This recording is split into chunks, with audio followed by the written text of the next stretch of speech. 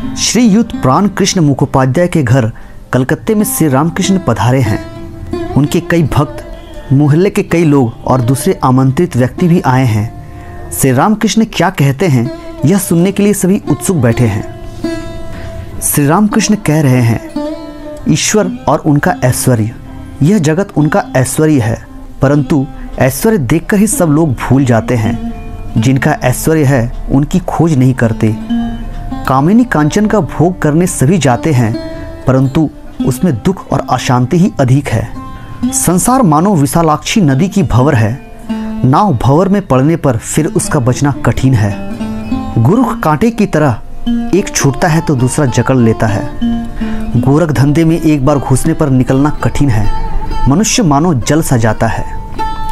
एक भक्त ने प्रश्न किया, महाराज तो उपाय क्या है?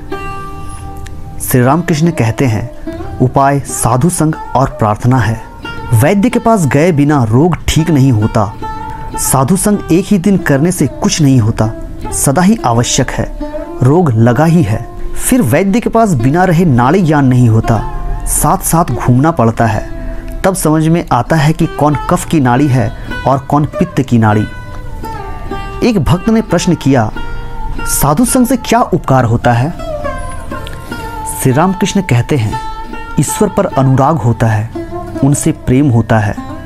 व्याकुलता न आने से कुछ भी नहीं होता। साधु संग करते करते ईश्वर के लिए प्राण व्याकुल होता है। जिस प्रकार घर में कोई अस्वस्थ होने पर मन सदा ही चिंतित रहता है, और यदि किसी की नौकरी छूट जाती है तो वह जिस प्रकार ऑफिस में घूमता रहता है, व्याकुल होता रहता है, उसी प्रकार यदि किसी ऑफिस में उसे जवाब मिलता है कि कोई काम नहीं है, तो फिर दूसरे दिन आकर पूछता है, क्या आज कोई जगह खाली है? एक और उपाय है, व्याकुल होकर प्रार्थना करना। ईश्वर अपने हैं, उनसे कहना पड़ता है, तुम कैसे हो, दर्शन दो। दर्शन देना ही होगा। तुमने मुझे पैदा क्यों किया? सिखों ने कहा था, ईश्वर दयामय है। मैंने उनसे कहा था, दयामय क्यों कहूँ? उन्होंने हमें पैदा किया है। यदि वे ऐसा करे जिसमें हमारा मंगल हो तो इसमें आश्चर्य क्या है? माँ बाप बच्चों का पालन करेंगे ही, इसमें फिर दया की क्या बात है? यह तो करना ही होगा। इसलिए उन पर जबरदस्ती करके उनसे प्रार्थना स्वीकार करानी होगी। वे हमारी माँ और हमारे बाप जो हैं। लड़का यदि खाना पीना छोड़ दे तो माँ बाप उसके बालिग होने के 3 वर्ष पहले ही उसका हिस्सा उसे दे देते हैं। फिर जब लड़का पैसा मांगता और बार बार कहता है, माँ मैं तेरे पैर पड़ता हूँ, मुझे 2 पैसे दे दे, तो माँ हैरान होकर उसकी व्याकुलता देख पैसा फेंक ही देती है। साधु संग करने पर एक और उपाय होता है, सत और असत का विचार। सत नित्य पदार्थ अर्थात ईश्वर, असत अर्थात अनित्य। असत पद पर मन जाते ही विचार करना पड़ता है। हाथी जब दूसरों के केले के पेड़ खाने के लिए सूंड बढ़ाता है तो उसी समय महावत उसे अंकुश मारता है। एक भक्त ने प्रश्न किया, महाराज पाप बुद्धि क्यों होती है? श्री रामकृष्ण कहते हैं, उनके जगत में सभी प्रकार हैं। साधु लोग भी उन्होंने बनाए हैं, दुष्ट लोगों को भी उन्होंने ही बनाया है। सत बुद्धि भी वे ही देते हैं और असत बुद्धि भी। एक भक्त ने फिर प्रश्न किया, तो क्या पाप करने पर हमारी कोई जिम्मेदारी नहीं है? श्री रामकृष्ण कहते हैं, ईश्वर का नियम है कि पाप करने पर उसका फल भोगना पड़ेगा। मिर्च खाने पर क्या तीखा न लगेगा? सेजू बाबू ने अपनी जवानी में बहुत कुछ किया था, इसलिए मरते समय उन्हें अनेक प्रकार के रोग हुए। कम उम्र में इतना पता नहीं चलता। काली बाड़ी में भोजन पकाने के लिए सुंदर वन की लकड़ी रहती है। वह गीली लकड़ी पहले अच्छी जलती है। उस समय मालूम भी नहीं होता कि इसके अंदर जल है। लकड़ी का जलना समाप्त होते समय सारा जल पीछे की ओर आ जाता है और धीरे धीरे आग को बुझा देता है। इसलिए काम, क्रोध, लोभ इन सब से सावधान रहना चाहिए। देखो ना, हनुमान ने क्रोध में लंका जला दी थी। अंत में ख्याल आया, अशोक वन में तो सीता जी हैं। तब छटपटाने लगे कि कहीं सीता जी का कुछ न हो जाए। एक भक्त ने प्रश्न किया, तो ईश्वर ने दुष्ट लोगों को बनाया ही क्यों? श्री रामकृष्ण कहते हैं, उनकी इच्छा, उनकी लीला, उनकी माया में विद्या भी है, अविद्या भी, अंधकार की भी आवश्यकता है। अंधकार रहने पर प्रकाश की महिमा और भी अधिक प्रकट होती है। काम, क्रोध, लोभ आदि खराब चीज़ तो अवश्य है, परंतु उन्होंने ये दिए क्यों? दिए महान व्यक्तियों को तैयार करने के लिए। मनुष्य इंद्रियों पर विजय प्राप्त करने से महान होता है। जितेंद्रिय क्या नहीं कर सकता? उनकी कृपा से उसे ईश्वर प्राप्ति तक हो सकती है। फिर दूसरी ओर देखो, काम से उनकी सृष्टि की लीला चल रही है। दुष्ट लोगों की भी आवश्यकता है।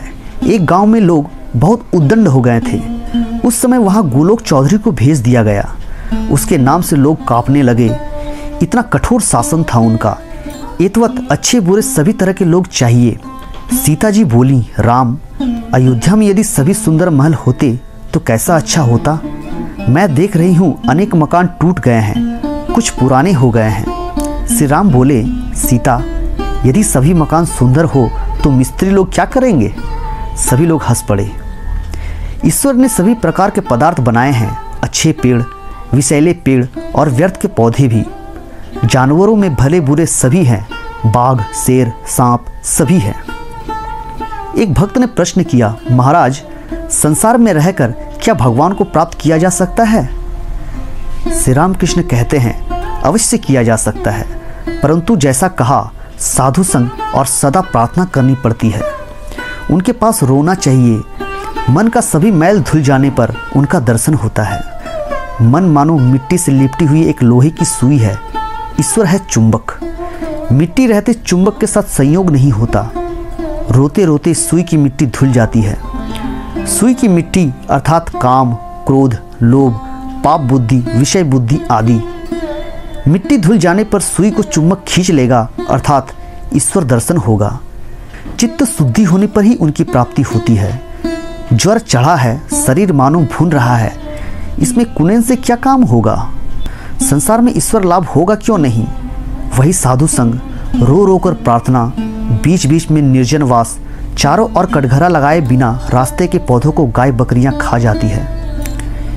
एक भक्त प्रश्न करता है, तो फिर जो संसार में हैं उनकी भी मुक्ति होगी?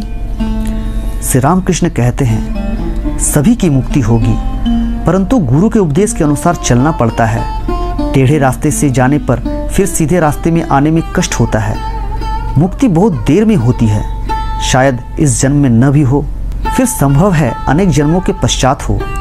जनक आदि ने संसार में भी कर्म किया था। ईश्वर को सिर पर रख कर काम करते थे। नाचने वाली जिस प्रकार सिर पर बर्तन रखकर नाचती है, और पश्चिम की औरतों को नहीं देखा, सिर पर जल का घड़ा लेकर हंस हंस कर बातें करती हुई जाती है। किसी ने पूछा, आपने गुरु उपदेश के बारे में बताया, पर गुरु कैसे प्राप्त करूं? श्री रामकृष्ण कहते हैं, हर एक गुरु नहीं हो सकता।